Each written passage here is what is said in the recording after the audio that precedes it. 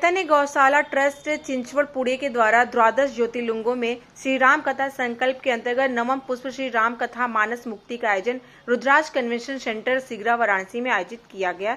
आपको हम बता दें कि 1 मार्च से 9 मार्च तक एक कार्यक्रम होगा और इस तरह रविंद्र पाठक ने बताया है कि इस कथा का मुख्य बिंदु मानस मुक्ति है और इस कथा में सुबह शोभा यात्रा निकाली जाएगी। कथा में देश विदेशी लोग शामिल होंगे। शोभा यात्रा के बाद शाम को रुद्राक्ष कन्वेंशन सेंटर के पंडित गणेश्वर शास्त्री के द्वारा कथा का शुभारंभ किया जाएगा। साथ ही ये कथा मराठी भाषा में भी होगा, जिससे काशी से मराठी समाज के लोग शामिल होंगे और कथा होने के बाद श्रद्धालुओं के लिए भंडारे की भी व्यवस्था की जाएगी। और इस दौरान रविंद्र पाठक ने बताया कि ये कथा मनुष्य के सर्व दुखों को समाप्त करने के लिए किया जाता है। सबको प्रणाम। मैं रविंद्र पाठक, चैतन्य गौशाला ट्रस्ट का मुख्य ट्रस्टी, इस नाते आपसे एक निवेदन करना चाहता हूं कि 12 ज्योतिर्लिंग की हमारी राम कथा की यात्रा चल रही है, परिक्रमा चल रही है, जो सौराष्ट्र सोमनाथ हमचे श्लोक के अनुसार चल रही है। इसमें 9वां पड़ाव हमारा काशी क्षेत्र में आ रहा है।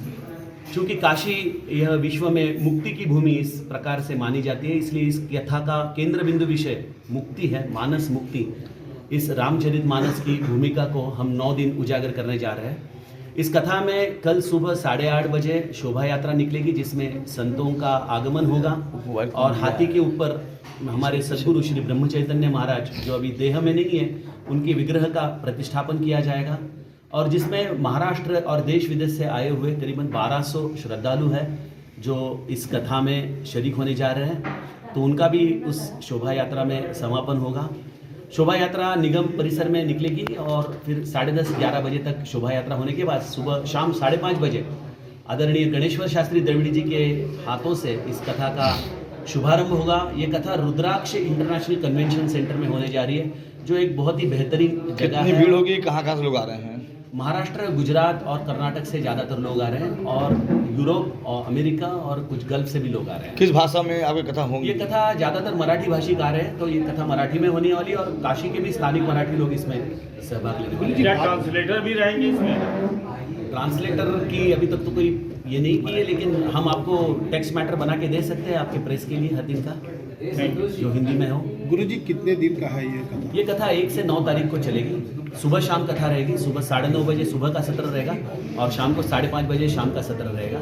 इस कथा के दरमियान भंडारे की व्यवस्था की गई है स्थानिकों के लिए, ताकि वो आए और राम का भोजन ले, प्रसाद ले। और जो ब्राह्मण हैं जिन्होंने काशी में वेदों की बड़ी सेवा की है, उनका भी हम इस कथा के द्वारा योग्य सम्मान करना चाहते हैं। उनके लिए भी हमने अलग से व्यवस्था की है। मुख्य अतिथि कौन लोग आ रहे हैं?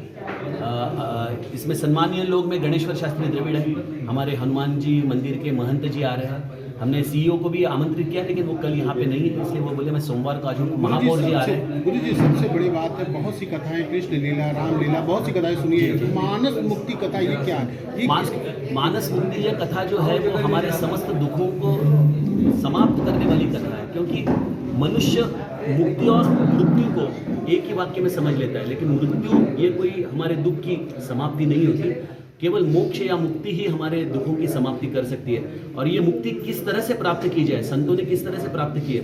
काशी में जो इतने संत हो गए, उन्होंने यहाँ पे जो ज्ञान अर्जित किया और ज्ञान के द्वारा जो मुक्ति प्राप्त की है, उसकी समस्त चर्चा मानस के आधार पर हम यहाँ पे करेंगे। झांकियों क्या है, कहाँ से कहाँ जाएगी? झांकियों में मुख्यतः तो हाथी के ऊपर महाराज जी का विग्रह रहेगा, बैंड पथक रहेगा। हमारे महाराष्ट्र से आए हुए जो सवाष्ण हैं, जो माने महिलाएं हैं, वो भगिनी हैं, वो अपने महाराष्ट्र के पारंपरिक साड़ी भूषा में वहाँ पे निकलेगी और हमारे जो पुरुष वर्ग है वो भी अपने अपने पारंपरिक वेशभूषा में। कितने बजे निकलेगा और आपका ये कथा कितने बजे शुरू होगी? 8:30 बजे कल रथ यात्रा शुरू हो जाएगी, शोभा यात्रा, और 11 बजे के आजू बाजू में वो खत्म हो जाएगी और शाम को 5:30 बजे पहला कथा का सत्र है वो रुद्राक्ष में शुरू हो जाएगा।